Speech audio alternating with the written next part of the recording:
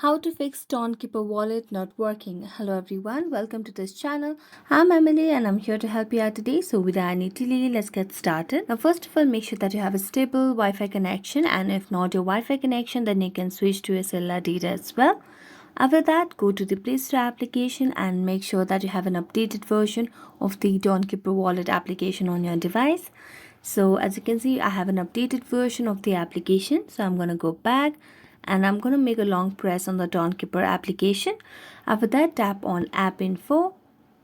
And as you tap on App Info, you'll be able to see different options available over here. At the bottom of the screen, you can see the Clear All Data option. So just tap on that and you can delete all data as well as you can clear all the cache.